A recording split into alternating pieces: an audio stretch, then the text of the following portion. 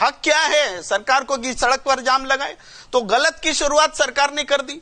अब वो ट्रैक्टर, अगर उसने तैयारी की कि हम इस बैरिकेड को तोड़ेंगे, तो वो उस ट्रैक्टर में जो भी बदलाव का जिक्र अवधेश जी कर रहे हैं, उस बदलाव के लिए जिम्मेदार सरकार हुई कि वो आंदोलनकारी हुआ। उसने क्यों इस तरह से सीमेंटिंग की बैरिकेड की? उसको क्या हक है सरकार को कि सड़क पर चलने नहीं देंगे, दिल्ली में घुसने नहीं देंगे? दिल्ली क्या किसी के बाप की है? दिल्ली क्या किसानों की नहीं है? क्या आम जनता की दिल्ली नहीं है? और लेकिन दिल्ली में हम घुसने नहीं देंगे, ये कौन सा संकल्प है? ये संकल्प ही अलोकतांत्रिक है। जब आप सरकार जब अलोकतांत्रिक हो जाएगी, सरकार तो बुलडोजर न्याय बोलती है भाई। बुलडोजर से किसी को कुछ भी कर लो। आप रिपोर्टिंग कर रहे हैं, आपकी रिपोर्टिंग अगर अगेंस्ट में होगी सरकार की, तो सरकार जाके आपका बुलडोजर से घर गिरा दे सकती है। भाई क्यों हम 144 धारा तोड़ेंगे तो हमारा घर सरकार बुलडोजर से गिरा दे सकती है? क्यों आप पूछ नहीं सकते? बुलडोजर न्याय है। जब सरकार जब बुलडोजर न्याय को न्याय बताएगी, तो जनता से क्या आप अपेक्षा करते हैं? जनता तो आंदोलन तो होता ही है कानून को तोड़ने के लिए। आंदोलन का 144 धारा फॉलो करके आंदोलन होगा कि डिसिप्लिन में आइए, लाइन में लग जाइए और दिल्ली में जाइए।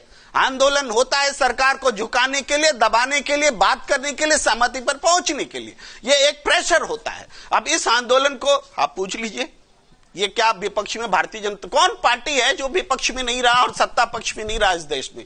तो विपक्ष में जब रहते हैं तो क्या इन्होंने आंदोलन नहीं किए? क्या किसी पार्टी ने आंदोलन नहीं किए? क्या कोई कह सकता है कि किसी पार्टी के आंदोलन में कभी कोई हिंसा ही नहीं हुई? हिंसा भी हुई है और हिंसा को बर्दाश्त भी किया गया है।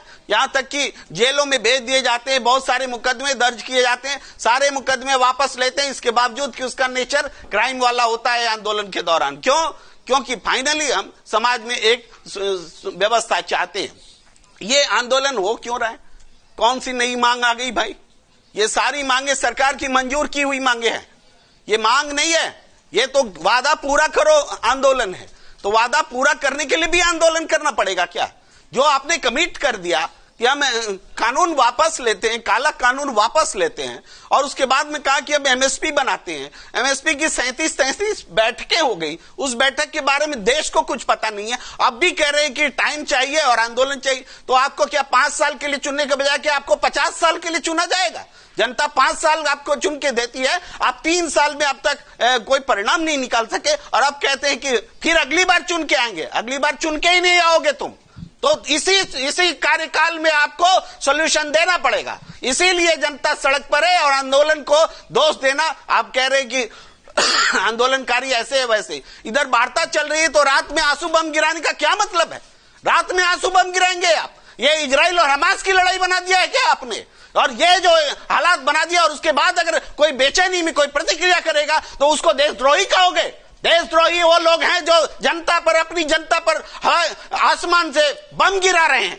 ये अलोकतांत्रिक सरकार है, ये जनता विरोधी सरकार है, और इसका जवाब जनता देगी। जो भी आंदोलन होता है उसमें एक शक्ति होती है, और वो शक्ति जनता की ताकत होती है। अब इस ताकत से सरकार को सचेत रहना होता है कि उससे आंदोलन के कारण लोगों को परेशानी न हो, आंदोलन के कारण कानून व्यवस्था की स्थिति न बिगड़े। ये तमाम चीजें चिंता करती है सरकार। एक डॉक्टर समूह जब हड़ताल पे जाता है तो मरीजों की मरने की आशंका रहती है।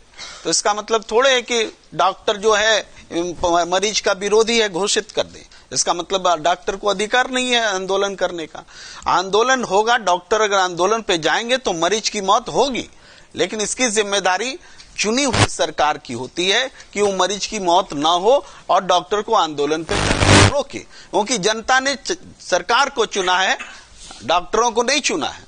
जनता, ये मूल बात को समझना पड़ेगा। अब है कि आंदोलनकारी का जो पेंट किया जा रहा है कि ऐसे हैं वैसे हैं। देखिए, सबसे पहले सड़क को जाम किसने किया? भाई सड़क जाम तो किसानों ने नहीं लगाया।